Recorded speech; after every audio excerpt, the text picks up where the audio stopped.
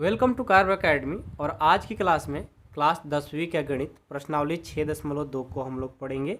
और ये 6.2 बहुत ही मोस्ट इम्पॉर्टेंट है, इसे अच्छे से पढ़ना ही पड़ेगा क्योंकि हमारे एग्ज़ाम में इससे 2 प्रश्न फिक्स है कि आएगा ही आएगा। ठीक है, तो इसलिए इसको अच्छे से पढ़ना बहुत ही ज़रूरी है। इसमें 2 परिमेय है, 6.1 और 6.2। 2 परिमेय को सीख जाते हैं तो फिर आपको कोई दिक्कत होगा ही नहीं। ठीक है, देखिए मैं पहले से ही परिमेय लिख करके रखा हूँ। ठीक है, ये 6.1 थेल्स का परिमेय कहते हैं इसको। ठीक है, ये बोलता है कि यदि किसी त्रिभुज की एक भुजा के समांतर अन्य 2 भुजाओं को भिन्न भिन्न बिंदुओं पर प्रतिच्छेद करने के लिए एक रेखा खींच जाए तो यह अन्य 2 भुजाओं एक ही अनुपात में क्या करती है, विभाजित करती है। इसको हम कैसे लिख सकते हैं, देखो ए बी सी एक त्रिभुज है और यहाँ पर डी क्या कर रहा है, ये लाइन कट कर रहा है। और जैसे लाइन कट किया तो हमारा एक समांतर बन गया, क्या, डी समांतर बी सी। जब डी समांतर बी सी बनता है तो हम इसको लिख सकते हैं A D by D B बराबर ए ई बाई ई सी। ये हमारा परिमेय कहता है। या आप इसको ऐसे भी लिख सकते हो A D by A B और ए ई बाई ए सी, ऐसे भी लिख सकते हो। और इसको हम लोग नीचे से देखो D B by A B और ई सी बाई ए सी भी लिख सकते हैं। इसको हम लोग 3 तरीका से लिख सकते हैं, तीनों एक ही चीज़ है, ऐसा नहीं कुछ अलग हो गया। आप ऐसे लिखो या ऐसे लिखो या ऐसे लिखो, तीनों बात एक ही है, कुछ अलग नहीं है। आपको लिखने का तरीका है कि आप कैसे लिख रहे हो, ऐसे लिख रहे हो फिर भी सही, ऐसे लिखोगे वो भी सही, ऐसे लिखोगे वो भी सही। ठीक है, तो ये जानना बहुत ही ज़रूरी है। आइए हम देखते हैं अपना प्रश्न। पहला प्रश्न है कि आकृति 6.17 फर्स्ट और सेकंड में डी समानांतर है बी सी, तो फर्स्ट में ई सी का मान ज्ञात करना है और सेकंड में ए डी का मान ज्ञात करना है। ये देखिए फिगर है दोनों क्वेश्चन का। यहाँ पर पहले से ये हमारा त्रिभुज है, यहाँ पर डी समानांतर है बी सी का, यहाँ पर ही लिख दिया गया है, दोनों के लिए है। अब हमें ई से सी इसका मान ज्ञात करना है, इसका मान दिया है, इसका मान दिया है, इसका मान दिया है, इसका मान हमें ज्ञात करना है। कैसे ज्ञात करेंगे, बहुत आसान। पहला प्रश्न को सॉल्व करते हैं, बहुत ही आसान है, ध्यान से देखिएगा। ठीक है, सबसे पहले जो दिया रहता है ना उसको लिखेंगे दिया है। क्या दिया है, ये हमें प्रश्न में दिया है दोनों के लिए कि डी समानांतर है बी सी, और फिगर में भी दिख रहा है डी समानांतर है बी सी का। ठीक है, अब जब डी समानांतर बी सी है, देखो डी समानांतर बी सी है तो थेल्स परिमेय से A D by D B और ए ई बाई ई सी दोनों क्या होगा, बराबर। तो मैं लिख सकता हूँ A D by D B बराबर ए ई बाई ई सी लिख सकता हूँ, दोनों बराबर है। अब देखो ये हमने लिखा कहाँ से भाई, क्योंकि ये थेल्स परिमेय है। थेल्स परिमेय को शॉर्ट में हम लोग बीपीटी बोल सकते हैं, आधारभूत परिमेय, बीपीटी। ठीक है, समझ में आ गया, ये बीपीटी मतलब थेल्स परिमेय। अब देखो जैसे मैंने लिखा थेल्स परिमेय का सूत्र लगाया, जब हमारा ये दोनों समानांतर है तो मैं फार्मूला लिख सकता हूँ, हमने 6.1 में पढ़ाई किया है। तो अब मैं देख रहा हूँ कि ए डी का जो मान है ना 1.5 है, यहाँ पर लिख लेंगे 1.5 बटे डी बी का मान 3 है बराबर ए ई का मान 1 है और ई सी का मान हमें निकालना है। यहाँ से क्या करेंगे, क्रॉस मल्टीप्लिकेशन कर देंगे। क्रॉस मल्टीप्लिकेशन का मतलब होता है कि ये वाला जाएगा इसके साथ मल्टीपल कर देगा, 1.5 ई सी बराबर 3 को 1 से करेंगे 3 हो जाएगा। यहाँ से ई सी बराबर करेंगे, ये क्या है, गुना कर रहा है, इधर जाएगा तो भाग कर देगा, 3/1.5। ठीक है, हो गया। अब देखो इस दशमलव को हटाएंगे ना तो ऊपर 1 हो जाएगा और दशमलव पे जितना अंक उतना 0, यानी हमारा यहाँ से ई सी का जो मान हो जाएगा 10×30/15 हो जाएगा। इसको भाग दोगे 2 बार में कट जाएगा, फाइनली हमारा ई सी का मान 2 सेंटीमीटर आ जाएगा। ये आंसर होगा। पहला प्रश्न हमारा कंप्लीट हो गया, इस तरह से बनाएंगे। ठीक है, आइए इसका दूसरा प्रश्न देखते हैं, इसको भी सॉल्व करते हैं। ठीक है, सबसे पहले इसके लिए भी जो दिया रहेगा उसको लिखेंगे। दूसरा प्रश्न,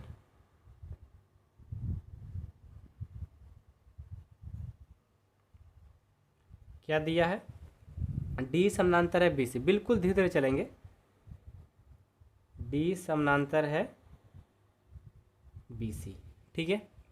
और जब डी समानांतर है बी सी का तो क्या हो जाएगा? A D by D B हो जाएगा ना। A D by D B बराबर A E by E C, A E by E सी, ठीक है। अब देखो ए डी का मान हमें दिया है, ए डी का मान हमें नहीं दिया, इसी को निकालना है। तो ए डी को ए डी रखता हूँ। डी बी का मान हमें देखो दिया है 7.5 नहीं 2। ए ई का मान दिया है 1.8 और इसी का मान दिया है 5.4। अब क्या करेंगे? क्रॉस मल्टीप्लिकेशन कर देंगे, ठीक है। तो हो जाएगा ये 5.4 को इससे करेंगे तो 5.4 ए डी बराबर, इनको लेकर जाएंगे 1.8 गुना 7.2 हो गया। अब ए डी में क्या कर रहा है? गुना। अब इधर लेकर जाएंगे तो क्या कर देगा? भाग। 1.8 गुना 7.2 बटे 5.4। ये देखो दशमलव से दशमलव कटा दिए। अब हम क्या करते हैं? 18 का टेबल में 18 × 54, 18 चौका 72 कटा दिए। इसको 3 से कटा देंगे कितने बार में? 3 छक 18, 0.6 आ जाएगा। अब क्या करते हैं? इनको गुना कर देंगे। ए डी बराबर 4 से 0.6 से करेंगे 2.4 आ जाएगा। ये ए डी का हमारा आंसर होगा 2.4 सेंटीमीटर, ठीक है। तो देखो हमारा पहला प्रश्न जो है ना कंप्लीट हो गया और बहुत ही आसान है। आप चाहोगे तो बहुत अच्छे तरीके से इसको बना सकते हो, ठीक है। कोई डाउट नहीं है किसी को? सबको बातें समझ में आ रही है? सबका बन गया? कोई दिक्कत नहीं ना? चलो अब हम प्रश्न संख्या 2 को देखेंगे। 2 भी मैं लिख करके रखा हूँ, ठीक है। ये देखिए, ये है प्रश्न संख्या 2। ध्यान से पढ़िएगा, समझिएगा, बहुत ही मोस्ट इंपॉर्टेंट है। किसी त्रिभुज पी क्यू आर की भुजाओं पी क्यू और पी आर पर क्रमशः बिंदु ई और सी स्थित है, ठीक है। पहले हम क्या करते हैं? पी क्यू आर भुजाओं का पी क्यू और पी आर पर क्रमशः बिंदु ई और एफ स्थित है। ये मैं बनाता हूँ फिगर। निम्नलिखित में से प्रत्येक स्थिति के लिए बताइए कि क्या ई एफ समानांतर है क्यू आर का। उसके बाद ये हमारा क्वेश्चन है। अब ई एफ समानांतर क्यू आर कब होगा? जब हमारा ये मैंने पढ़ाया ना कि A D by D B बराबर ई बाई ए सी, ये दोनों बराबर हो जाएगा तो हमारा ये होगा, अदरवाइज ये नहीं होगा, ठीक है। तो हमें क्या करना होगा? पहले प्रूफ करना होगा। प्रूफ करने का मतलब क्या? दोनों को इक्वल करना होगा, ठीक है। दोनों क्या करना होगा? इक्वल करना होगा। इक्वल करने के बाद हमारा क्वेश्चन सॉल्व हो जाएगा। हम बता पाएंगे कि इक्वल होगा कि नहीं होगा, ठीक है। आइए पहला प्रश्न को सॉल्व करते हैं। पहले हम बनाएंगे फिगर, ठीक है। फिगर बनाते हैं, बिल्कुल प्यार से ध्यान से देखेंगे। इसका नाम क्या दूं? आप जो कहोगे वो नाम देंगे। नहीं, यहाँ पर लिखा हुआ है पी क्यू आर, नाम दे दो पी क्यू आर, ठीक है। नाम दे दिया मैंने पी क्यू आर। यहाँ पर क्या ई और एफ स्थित है? यहाँ पर ई और एफ स्थित है, ये मैंने बना दिया। ई और ए एफ लिख देंगे। ये ई और ए एफ हो गया। अब जो यहाँ पर दिया हुआ है ना उसको लिख लेंगे। क्या क्या दिया है? पी ई 3.9 सेंटीमीटर, पी ई ये दिया है 3.9। E Q 3 centimetre, P F 3.6 centimetre, F R 2.4 दिया है, ठीक है। तो पहले जो दिया है क्वेश्चन में उसको लिखेंगे। यहाँ पर ऐसे बनाएंगे। कैसे लिखेंगे? दिया है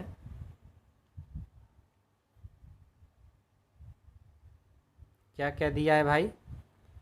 पी ई 3.9 centimetre, E Q 3 centimetre, P F 3.6 centimetre, और एफ आर ये दिया है 2.4 सेंटीमीटर। ये हम अलग से नहीं लिखे हैं, हम अपने क्वेश्चन से लिखे हैं। समझ में आ रही बात? कोई दिक्कत नहीं है। अब देखो क्वेश्चन बताया कि ई एफ समानांतर है क्यू आर का। ये जो ई एफ है एक क्यू आर का क्या है? समानांतर है। जब ई एफ क्यू आर समानांतर है तो थेल्स पर में क्या कहता है? ए डी बाई पी क्यू है ना, पी ई है, यहाँ पी क्यू है तो लिखेंगे P E by E Q बराबर P F by F R. अब इनका मान लिख देंगे। पी का मान हम जानते हैं 3.9 है और ई क्यू का 3 है बराबर एफ पी एफ का है 3.6 और एफ आर का है 2.4। जो कटेगा कटा देंगे। देखो ये दशमलव हटाएंगे तो नीचे क्या आएगा? 1, जितना अंक उतना 0। ये दशमलव से दशमलव कट गया। अब देखो ये बन गया 39/30 बराबर 36/24। इसको हम लोग और छोटा कर सकते हैं क्या? कटा सकते हैं, बिल्कुल। 3 से कटा दो इसको। 3 से इसको 13 बार में 33 39, 3 दहा 30। इसको भी 3 से कटा दो। बरतियाँ 36, 3 8 24। देखो जब मैंने इसको फाइनली कटा दिया तो 13/10 आया बराबर 12/8। अब देखो तो ये दोनों बराबर होगा? नहीं होगा, नहीं तो ऐसे काट देंगे कि बराबर नहीं है। जब बराबर नहीं है तो क्या ये समांतर होगा? ई एफ समांतर क्यू आर होगा? नहीं होगा। यही तो हमसे पूछा गया था। जब बराबर नहीं हुआ तो लिखेंगे अतः ई एफ और क्यू आर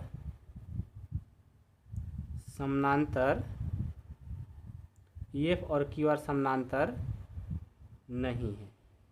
ये हमारा आंसर होगा। ठीक है, समझ में आया? बहुत आसान प्रश्न है, बस आपको ध्यान से बनाना है मेरे भाई। ऐसा नहीं कि बहुत कठिन है, नहीं समझ में आएगा, ऐसा वैसा कुछ नहीं है, आसान है। ठीक है, चलिए इसका दूसरा प्रश्न देखते हैं।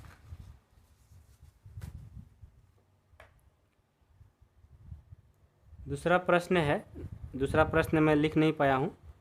पी का मान दिया है अपने बुक में, देखो पी है 4 सेंटीमीटर और क्यू ई है 4.5 सेंटीमीटर और पी एफ है 8 सेंटीमीटर और आर एफ है 9 सेंटीमीटर। आइए इसको भी बनाते हैं। सबसे पहले तो फिगर बनाएंगे। ठीक है, ऐसा ही फिगर बनाऊं? चलो कोई भी फिगर बना लो। थोड़ा फिगर तिरछा बन गया बट कोई नहीं। ये पी, ये क्यू, ये आर। थोड़ा फिगर हमें बड़ा बड़ा बनाना चाहिए ताकि आप लोग को अच्छे से दिखे। ठीक है, अब ये समानांतर है किसका? ई इसका। ये है ई और ये है एफ। ठीक है, इसका मान दिया हुआ है पी 4 सेंटीमीटर, ये 4 सेंटीमीटर। क्यू ई ये दिया है 4.5 सेंटीमीटर। पी एफ ये 8 सेंटीमीटर, मैं इसलिए लिख रहा हूँ, जगह नहीं है। आर एफ क्या है? 9 सेंटीमीटर। आइए मेन यहाँ बनाते हैं कि क्या क्या दिया है। लिखेंगे दिया है पी का मान 4 सेंटीमीटर, क्यू ई का मान 4.5 सेंटीमीटर, पी एफ का मान 8 सेंटीमीटर और आर एफ का मान 9 सेंटीमीटर। ये हमें दिया हुआ है। जब दिया हुआ है तो हम क्या करेंगे? पता तो होगा ही क्या करना है।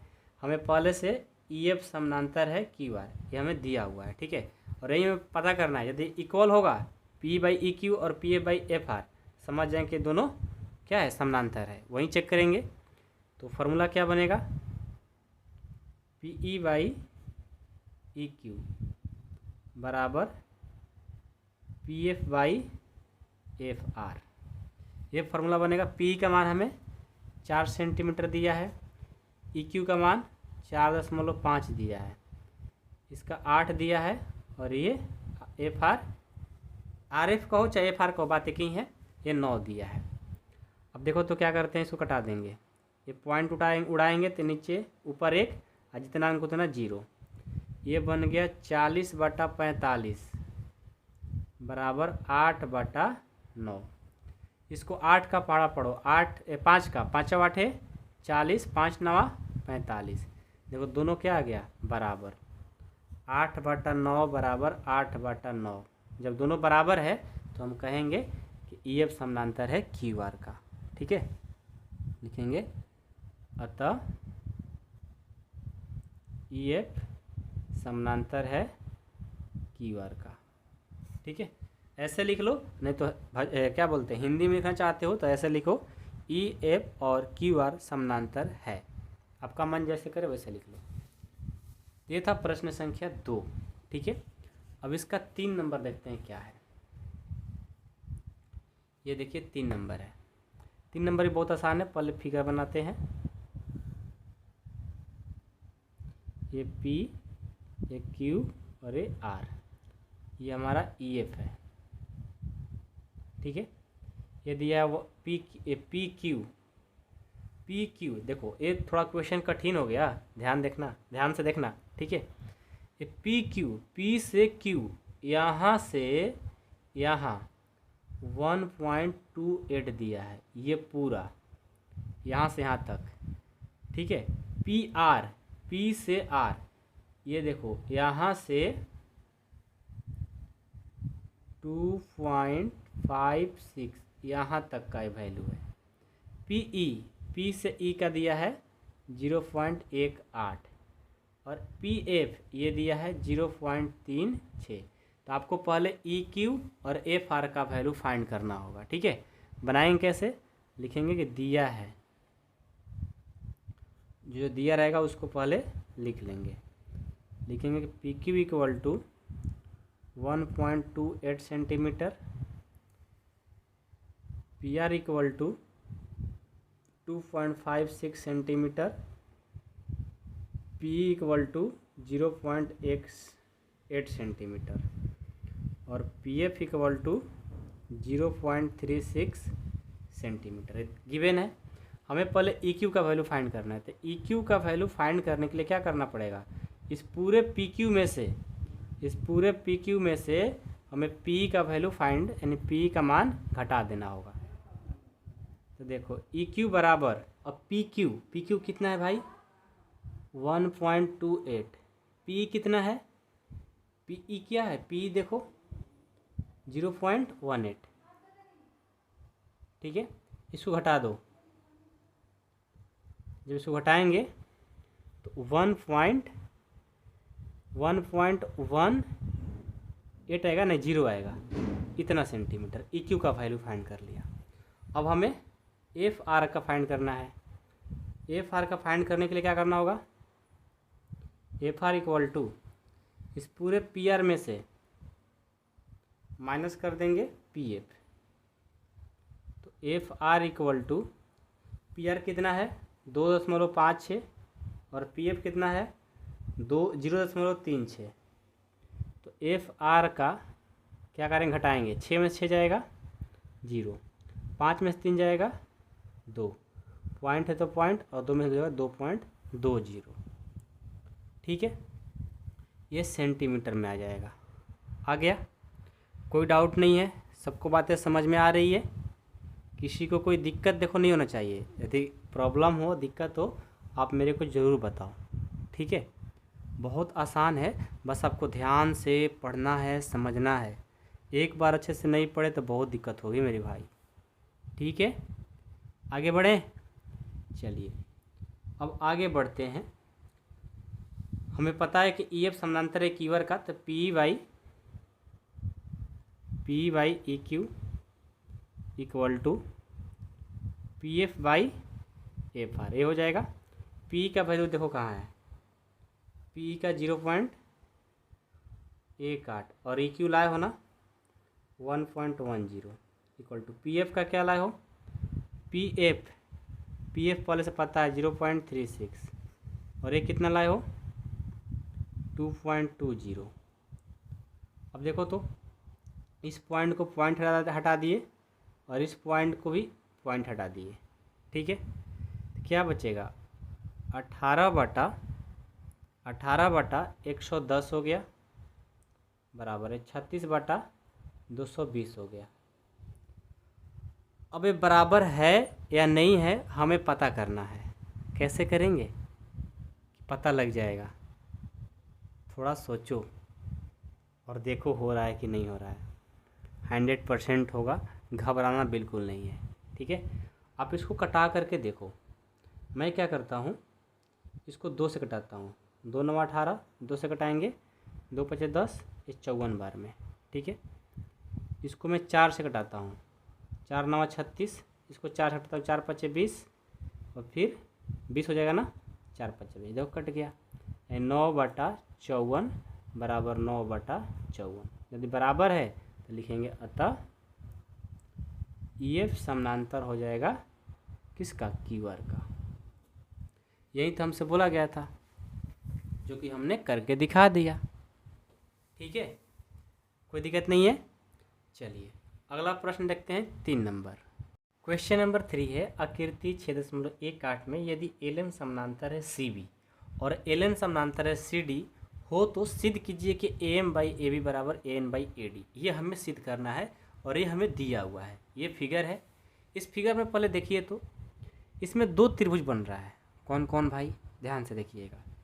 एक ABC, एक ये त्रिभुज बन रहा है, ये देखो ABC। ठीक है, और एक त्रिभुज क्या बन रहा है, ADC। 2 त्रिभुज बन रहा है। जब ये ABC बन रहा है तो इसको समानांतर ML समानांतर BC है। ठीक है, और एक बार क्या है, LN समानांतर CD है ना। तो दोनों त्रिभुज में चलेंगे और उसके अकॉर्डिंग हम इसको प्रूव करके दिखाएंगे। हमें प्रूव करना है कि AM/AB और AN/AD, ये प्रूव करना है। आइए मैं इसको प्रूव करके दिखाता हूँ। सबसे पहले तो जो दिया रहता है उसको लिखेंगे। इसमें क्या क्या दिया है उसको लिखो। दिया है कि LM समानांतर है CB के तथा LN समानांतर है CD के। ठीक है, हमें सिद्ध क्या करना है उसको भी लिखेंगे। सिद्ध करना है AM/AB बराबर AN/AD। ठीक है, तो सबसे पहले हम ABC में चलेंगे। लिखेंगे त्रिभुज ABC में। ABC में चलेंगे, देखो क्या होगा, AM/AB अब बटे AL/AC। AM/AB बराबर AL/AC। अब एक यहाँ पर आप लोग कन्फ्यूजन ये आ रहा होगा कि सर आप ये क्या लिख रहे हो। देखो तो AM/MB लिखना चाहिए था तो आपने AM/AB लिख दिया। AM/MB लिखना चाहिए था तो मैंने लिखा AM/AB। क्यों ऐसा लिखा हूँ, मैं लिख सकता हूँ, या मैं देख रहा हूँ प्रूफ भी करना है। ऐसा थोड़ी है कि प्रूफ करना है तब जो मन सो लिख दो, नहीं लिख सकते हो। लेकिन मैंने स्टार्टिंग में ही आपको समझा दिया है। देखो थेल्स प्रमेय में हम इसको 3 तरीक़ा से लिख सकते हैं। एक बार AD/DB, AE/EC। एक बार देखो AD/AB लिखा हूँ, देखो इसको लेकर के इस पूरे को ले लिया हूँ। इसीलिए पहले से ही मैंने बता रखा है कि इसको 3 तरीक़ा से हम लोग लिख सकते हैं। वही काम यहाँ भी किए हैं। मैं 3 तरीक़ा से लिख सकता हूँ, देख रहा हूँ किसको प्रूव करना है तो मैं क्यों MB लिखूँ, मैं डायरेक्ट AB ही लिख दिया। समझ गए, ये जब प्रैक्टिस करोगे अपने आप आ जाएगा। ये कैसे लिखे हो, थेल्स प्रमेय से इसको आप लिख सकते हो बाई BPT। इसको समीकरण 1 ले लो। अब चलेंगे ADC में। ठीक है, त्रिभुज ADC में। ADC में क्या होगा, AL/LC। पहले AN/AD लिखेंगे। AN/AD बराबर L by A C, L by A C कहाँ से, बाई बी पी टी। ये हो गया समीकरण 2। समीकरण 1 और समीकरण 2 को क्या कर देंगे, इक्वल कर देंगे। मतलब देखो ये लेफ्ट साइड है और ये राइट साइड है, तो राइट साइड देखो दोनों इक्वल है, दोनों क्या होगा, कट जाएगा। कटेगा नहीं, देखो मैथमेटिकल रूल क्या कहता है ज्योमेट्री में कि ये लेफ्ट है ये राइट है, राइट साइड दो अब दोनों इक्वल है तो मैं लेफ्ट साइड को भी दोनों को इक्वल कर सकता हूँ। ठीक है, कैसे लिखूँगा, समीकरण 1 एवं 2 से। ठीक है, ये दोनों इक्वल है, क्या बचेगा, A M by A B, A N by A D, ये बच जाएगा। राइट दोनों इक्वल है तो लेफ्ट भी क्या होगा, इक्वल ही होगा। ये मैथमेटिकल रूल है। तो देखो हमें ये प्रूव करना था जो कि हो गया, चेक कर लो। ठीक है, ये बहुत आसान प्रश्न है, आपको ध्यान से बस बनाना होता है। ठीक है, चलिए प्रश्न संख्या 3 हमारा कंप्लीट हो गया। कोई डाउट है तो बताना जरूर मेरे को। चलिए अगला प्रश्न भी मैं लिखा हूँ, 4 नंबर भी देखो। ये आकृति 6.19 में डी समानांतर है ए सी और डी एफ समानांतर है ए ई, तो सिद्ध कीजिए कि बी एफ बटा ए पी बराबर बी बाई ई सी है। इसमें देखो कौन कौन त्रिभुज बन रहा है, पहले जो दिया है ना उसको लिखेंगे, उसके बाद हम देखेंगे कौन कौन त्रिभुज बन रहा है। ठीक है, लिखेंगे दिया है, क्या क्या दिया है, दिया है हमें कि डी समानांतर है ए सी का तथा डी एफ समानांतर है ए ई का। ठीक है, सिद्ध जो करना है उसको लिख लेंगे, सिद्ध करना है, सिद्ध करना है, क्या सिद्ध करना है, B F by F E बराबर B E by E C. Question number 3 के जैसा ही बनेगा। देखो यहाँ पर त्रिभुज कौन बन रहा है, A B C, A B E बन रहा है। नहीं पहले एक पूरा त्रिभुज में लेते हैं, ए बी और ए सी, इस पूरे त्रिभुज में लेते हैं। इस पूरे त्रिभुज में क्या है, पहले समानांतर है डी ई समानांतर ए सी, ये जो डी ई है समानांतर है किसके, इस ए सी का। ठीक है, तो इसके लिए मैं पूरा एक त्रिभुज लेता हूँ ए बी सी। चलेंगे त्रिभुज ए बी सी में, जब ए बी सी में चलेंगे और डी समानांतर है ए सी का, तो क्या बनेगा, सोचो क्या बनेगा। यहाँ देखो ये बनेगा बी ई, ये पूरा एफ नहीं बल्कि ए समानांतर है, डी समानांतर ए सी, ये बनेगा B E by E C, और ये B D by D A कहो चाहे डी कहो, लिखो B E by E C बराबर B D by B D A, ये हो गया, कहाँ से लाए हो, by B P T, okay B P T. ठीक है, अब ये देखो, अब हमारा यहाँ क्या है कि मैंने थेल्स पर में 6.1 से मैं लिखा हूँ, तो अब मैं क्या करता हूँ, यहाँ पर ध्यान से देखना कि इसको इक्वेशन 1 मान लेता हूँ। ठीक है, ये इक्वेशन 1 हो गया। अब मैं दूसरे त्रिभुज में चलूँगा यहाँ से, अब दूसरा त्रिभुज क्या बनेगा, ध्यान से देखना, दूसरा त्रिभुज हमारा बनेगा ए बी ई, देखो ए बी और ए ई।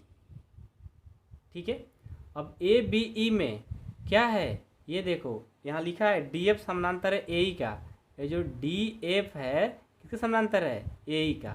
तो इस त्रिभुज में चलेंगे, लिखेंगे त्रिभुज ए बी ई में। ठीक है, क्या हो जाएगा, क्या होगा, देखो ध्यान से, ए बी ई में यहाँ से हमें मिलेगा B F by F E, B F by F E बराबर B D by D A, B D by D A by B P T, ये समीकरण 2। अब देखो ये राइट साइड दोनों जो है ना इक्वल है, राइट साइड जब दोनों इक्वल है तो लेफ्ट भी क्या होगा, इक्वल हो जाएगा। तो मैं लिख सकता हूँ समीकरण 1 एवं 2 से B E by E C बराबर B F by A P, ये हमारा प्रूफ हो गया। यही तो प्रूफ करना था, यही ना? नहीं, ये प्रूफ नहीं करना था, ध्यान से देखो, ये प्रूफ नहीं करना था। मेरे को B F by F E, B F by F E और B E by E C, B by E C, तो मैं क्या किया हूँ ना, उल्टा लिख दिया हूँ। मैं पहले इसको लिख दिया, इसको बाद में, तो उससे दिक्कत नहीं है। इसके बराबर एक हो चाहे इसके बराबर एक हो, बात एक ही है। तो लास्ट में आप ऐसे लिख सकते हो, जो दिखाना रहता है ना बुक में, जो दिया रहता है, जो सिद्ध करना होता है, आप ऐसे लाए हो, आप सोच रहे हो कि दोनों बराबर है, तो आप क्या करो ना, जिस तरह से बुक में दिखाना होता है वैसे लास्ट में एक बार अतः करके लिख लिया करो।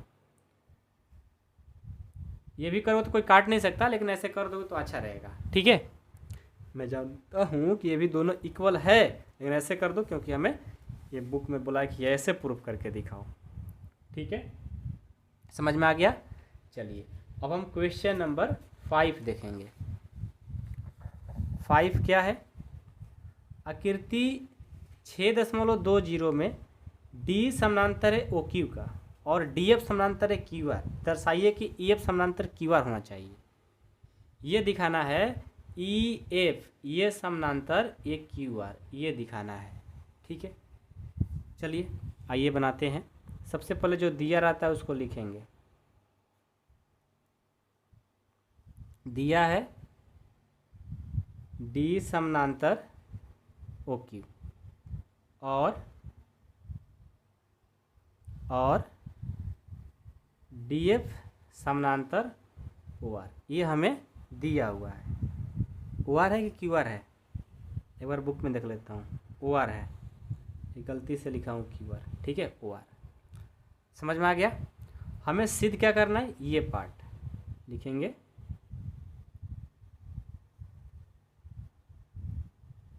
सिद्ध करना है ई एफ समानांतर क्यू आर, ठीक है? तो सबसे पहले देखो यहाँ पर त्रिभुज कितना बन रहा है। देखो सबसे पहले क्या करते हैं, ई एफ समानांतर क्यू आर दिखाना है तो पी क्यू ओ इस त्रिभुज में चलेंगे, ये, ठीक है? और एक बार किस में चलेंगे, पी पी आर ओ में, एक बार इस त्रिभुज में चलेंगे, ठीक है? आइए देखते हैं क्या होता है। लिखेंगे त्रिभुज पी क्यू ओ में, पी क्यू ओ में क्या समानांतर है, ये देखो, ये जो डी समानांतर है ओ क्यू का, ये वाला इसका, यहाँ पर लिख भी सकते हो में डी ई समानांतर है ओ क्यू का। तो क्या हो जाएगा, वो हमारा थेल्स पर में लगेगा, तो ये हो जाएगा, यहाँ से लिखो पी ई लिखो चाहे ई पी लिखो, बात एक ही है, ठीक है? P E by E Q बराबर P D by D O, P D by D O, ये समीकरण 1 ले लो थेल्स पर में से। अब चलते इसमें पी आर ओ में, त्रिभुज पी आर ओ में चलेंगे। ये किसके समानांतर है, डी एफ समानांतर ओ आर के, डी एफ समानांतर है ओ आर के, ठीक है? अब इसको करता हूँ तो क्या हो जाएगा, P F by F R बराबर हो जाएगा P D by D O, P D by D O, ये समीकरण 2। दोनों राइट साइड बराबर है तो ये भी क्या होगा, इक्वल होगा। लिखेंगे समीकरण 1 एवं 2 से क्या हो जाएगा, EP कहो चाहे PE को, बात एक ही है। P/EQ बराबर PF/FR। ये हमारा क्या हो गया, बराबर हो गया। जब ये बराबर हो गया, देखो PE/EQ, ठीक है, और PF/FR ये दोनों क्या हो गया, बराबर हो गया। तो मैं बोल सकता हूँ कि ये दोनों क्या है, ये जो EF भी है और एक QR भी क्या हो जाएगा, समानांतर हो जाएगा। लिखेंगे अतः EF समानांतर है QR, थेल्स परिमेय के विलोम से। ठीक है, कोई पूछे कैसे भाई, थेल्स परिमेय के विलोम से लिखी। तो क्योंकि हमारा आपको पढ़ाया हूँ कि 6.1 थेल्स परिमेय होता है। वो कहता है P/EQ बराबर PF/FR, तो थेल्स परिमेय हो गया। और जब हमें EF/QR दिखाना होता है तो थेल्स का विलोम होता है। ठीक है, हो गया। नहीं भी लिखोगे तो काम चल जाएगा, बट इतना करना जरूरी है मेरे भाई। ठीक है, चलो अब 6 नंबर देखते हैं क्या है, वो भी मैं लिख रखा हूँ। आकृति 6.21 में क्रमशः OP, OQ और OR पर स्थित बिंदु ABC इस प्रकार है कि AB समानांतर है PQ और AC समानांतर है PR। तो दर्शाइए कि BC समानांतर है QR। ये देखो BC समानांतर है QR, ये दिखाना है। ठीक है, आइए इसमें त्रिभुज कौन कौन सा बनेगा। POQ में चलते हैं पहले, POQ में, और एक बार किस में चलेंगे, POR में। जस्ट क्वेश्चन नंबर 5 कहीं जैसा बनेगा। ठीक है, सबसे पहले जो दिया है उसको लिखो। दिया है, क्या दिया इसमें, ये दिया क्या दिया है, AB। देखो AB समानांतर PQ, AB समानांतर PQ।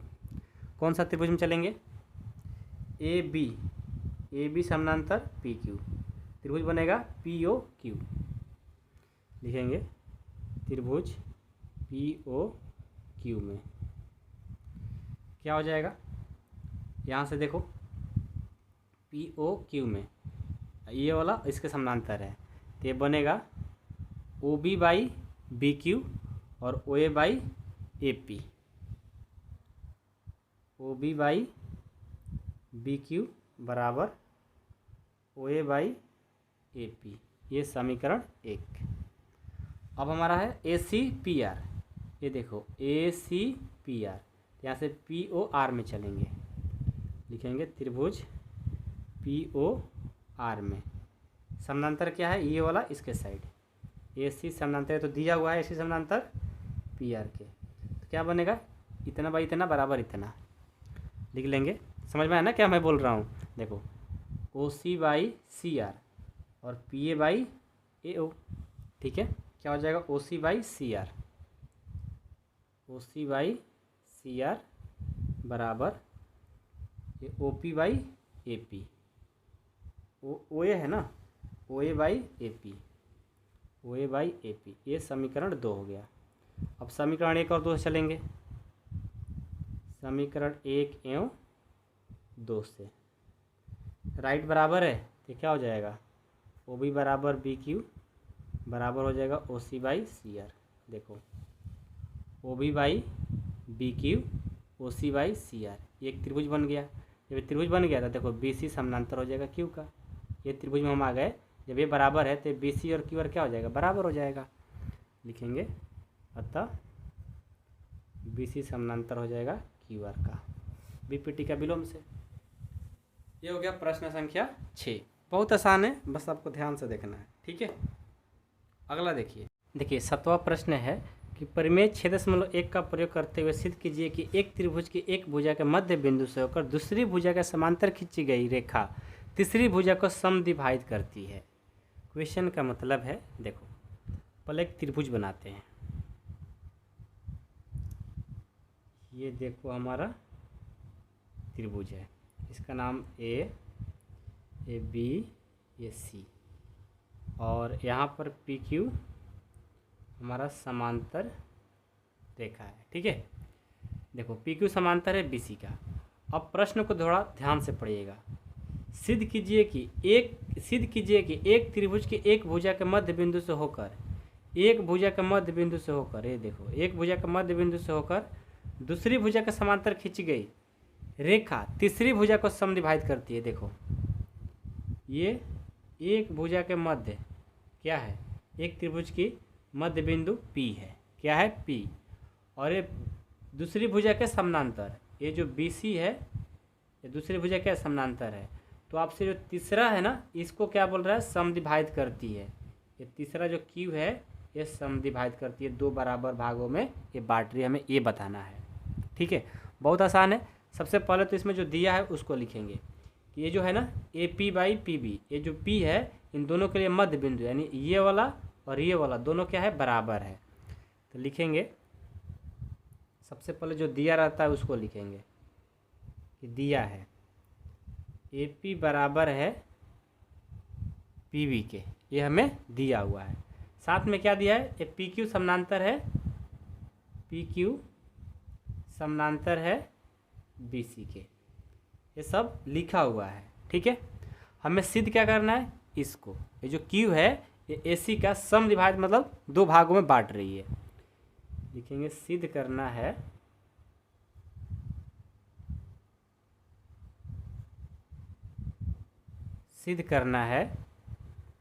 Q AC का समद्विभाजक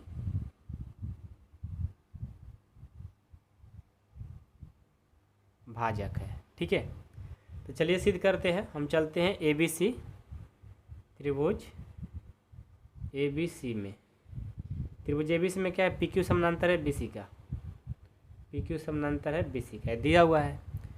जब PQ समानांतर है BC का तो AP/PB हो जाएगा, AP/PB। ठीक है, AP/PB बराबर किसका होगा, AQ/QC के, AQ/QC के। अब देखो जो AP है ये किसके बराबर है, PB के, तो जहाँ AP है मैं PB लिख सकता हूँ क्योंकि दोनों बराबर है।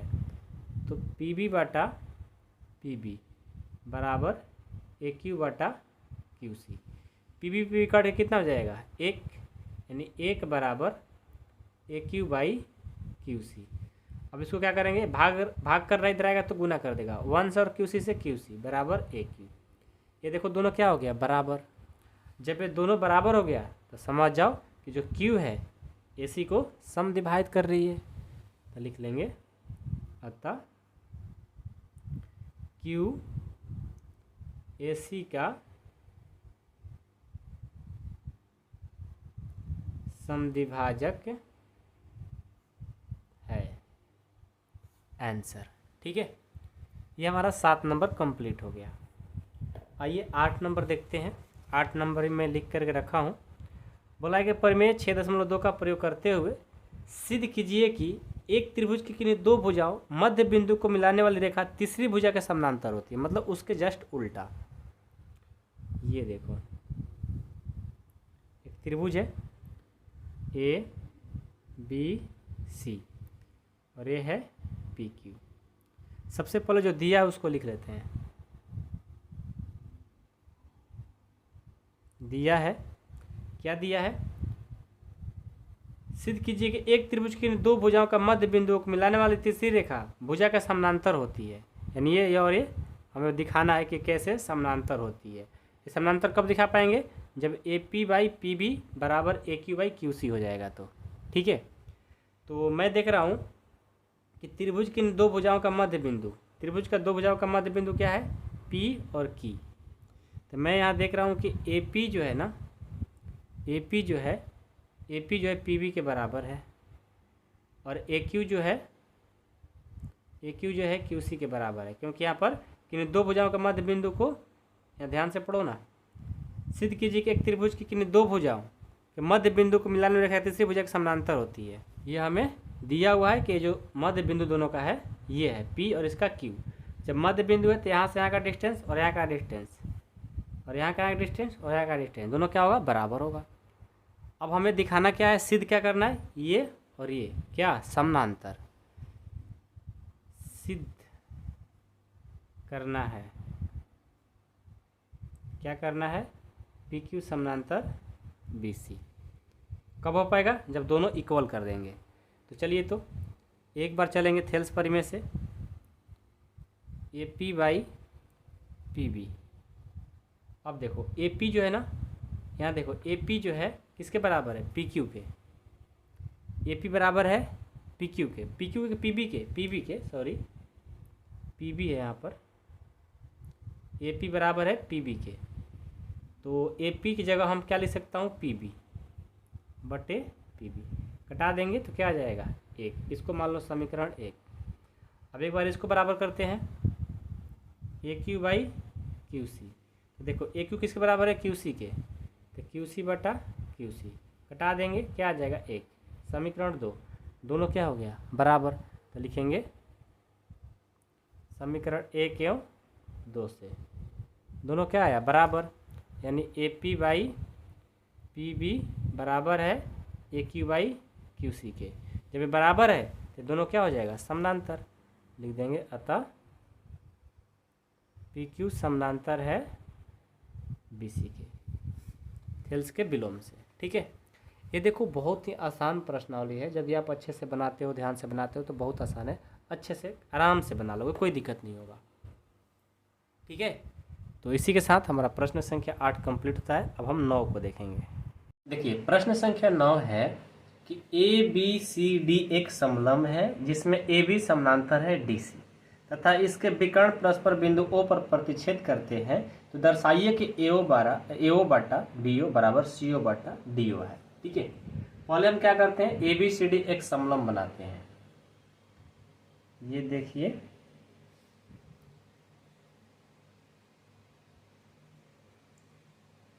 इसका नाम देते हैं ए बी सी डी, एक समलंब है। ठीक है, इनके विकर्ण परस्पर ओ बिंदु पर प्रतिच्छेद करते हैं, यानी यहाँ ओ बिंदु है। इसका पहले हम विकर्ण बनाते हैं। ये ए डी बी हो गया, ये ए सी हो गया। यहाँ पर ओ बिंदु पर क्या कर रहा है? विकर्ण प्रतिच्छेद कर रहा है। ये हमसे बोला गया था बनाने के लिए, हमने बना लिया। अब हमें दर्शाना है एओ बटा बीओ बराबर सीओ बटा डीओ। देखो तो मैं किसी भी त्रिभुज में जा रहा हूँ और इसको दिखाने के लिए हमें क्या चाहिए? कोई ना कोई एक और, हमें क्या चाहिए? एक और रेखा चाहिए। यदि हमारा 2 लाइन समांतर होगा तभी मैं इसको दिखा पाऊंगा। तो मैं अलग से क्या करता हूँ? ओ बिंदु पर एक लाइन डालता हूँ जिसका नाम पी है। मैंने रचना किया खुद से। ये क्यों किया है? क्योंकि यदि मैं इस त्रिभुज में चलूंगा तो इसके समानांतर ये हो जाएगा। जब ये हो जाएगा तो मैं इसको दिखा पाऊंगा। ठीक है, चलिए क्या करते हैं? जो दिया है उसको लिखेंगे। दिया है, क्या दिया है? ए बी समानांतर डी सी, पहले से ही ए बी समानांतर। देखो ए बी समानांतर है डी सी का, ये हमसे पहले ही दिया गया है।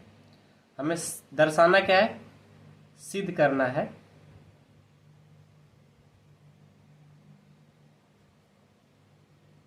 करना है एओ बाई बीओ बराबर सीओ बाई डीओ। ठीक है, अब देखो अलग से हम इसको रचना किए है ना, क्या? पीओ लिखेंगे, रचना। जो काम करते हैं उसको रचना बोलते हैं। पीओ खींचा, जो क्या कर रहा है? जब हमने इसको पीओ खींचा तो पीओ समानांतर है किसके? ए बी के। जो पीओ समानांतर हो गया ए बी का। जब पीओ समानांतर हो गया ए बी का तो हम इस त्रिभुज में चलेंगे ए बी डी में। लिखेंगे त्रिभुज ए बी डी में। ए बी डी में क्या हो जाएगा? ये वाला इसके समानांतर है तो हो जाएगा, देखो A P by P D और B O by O D. लिखेंगे A P by P D बराबर B O by O D. ये हो गया समीकरण फर्स्ट। कहाँ से लाए हो? थेल्स परिमेय से। अब देखो, अब चलते हैं ए सी डी में, इस त्रिभुज में, इसमें चलेंगे। इसमें क्या है भाई? हमसे पहले ही बोला गया है। देखो ध्यान देना, बहुत मोस्ट इंपॉर्टेंट है। यहाँ यदि नहीं सीखोगे तो फिर तो गलती कर सकते हो, हर जगह गलत करोगे। हमें चलना है ए सी डी में, ए सी डी में। तो ए सी डी में ये देखो कौन कौन समानांतर हो जाएगा, ये पी ओ किसके समानांतर होगा, ये देखो डी सी के। यदि मैं इस त्रिभुज में आ रहा हूँ, ध्यान से देखना, इस त्रिभुज में आ रहा हूँ, ये वाला इसके समानांतर हो गया। ठीक है, तो पहले मैं इसको लिखूंगा, त्रिभुज ए सी डी में क्या है, पी ओ समानांतर हो जाएगा डी सी के। जब ये इसका समानांतर होगा तो क्या होगा, यहाँ से A P by P D, A P by P D बराबर हो जाएगा क्या, ए ओ by O C, A O by ओ सी। ये हो गया समीकरण 2। ये भी हमारा बीपीटी एंथेल्स परिमेय से समीकरण 1 और 2 को जोड़ देंगे, समीकरण 1 और 2 से जोड़ेंगे नहीं, इक्वल कर देंगे। देखो लेफ्ट साइड जो बराबर है, तभी क्या होगा, बराबर लिखेंगे बी ओ बटा ओ डी बराबर ए ओ बटा ओ सी। देखो हमें क्या लाना है, ध्यान देना, हमें लाना है कि ए ओ बटा ओ बी, ए ओ बटा बी ओ, ए ओ बटा बी ओ, ए ओ बटा यहाँ ओ सी है, हमें बी ओ लाना है। कैसे लाओगे, देखो बहुत आसान है, और इधर लाना है सी ओ बटा डी ओ।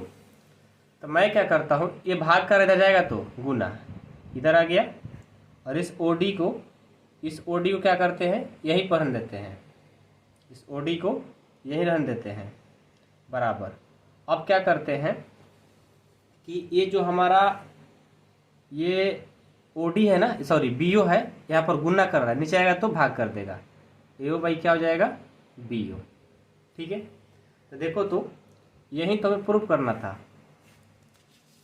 कि ए ओ बाई बी ओ बराबर सी ओ बाई डी ओ। आपका सर आपका उल्टा आया है तो कोई बात नहीं, आप इसको सीधा कर लो, दोनों तो बराबर ही हैं, तो इसको पहले लिख लो, ए ओ बाई बी ओ बराबर, ये ओ सी है, यहाँ पर सी ओ लाना है, तो आप ओ सी को चाहे सी ओ को, बात एक ही है, तो सी ओ लिख दो, इसको भी सी ओ बटा, ये ओ डी है, यहाँ पर डी ओ है, तो ओ डी को डी ओ लिखो चाहे ओ डी लिखो, बात एक ही है।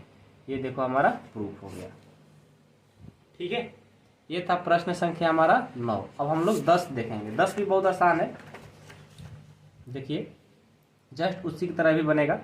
बोला है कि एक चतुर्भुज एबीसीडी के विकर्ण परस्पर बिंदु ओ पर इस प्रकार प्रतिच्छेद करते हैं कि एओ बटा बी ओ बराबर सी ओ बटा डी ओ है, तो दर्शाइए कि एबीसीडी एक समलंब है। समलंब दिखाना है, तो समलंब दिखाने के लिए पता है क्या करना होता है, समलंब दिखाने के लिए ये देखो ए, ये बी, ये सी और ये डी, समलंब दिखाने के लिए ये दोनों क्या है, समांतर कर देना है। ठीक है, इसका विकर्ण खींचते हैं, ओ बिंदु पर प्रतिच्छेद कर रहा है, ए ओ बिंदु, यहाँ से इसको भी रचना कर देंगे, इसका नाम पी कर देंगे। हमें सिर्फ दिखाना है कि ए बी समानांतर डी सी हो जाना चाहिए। यदि हो जाएगा तो समलंब दिखा दिए हम लोग।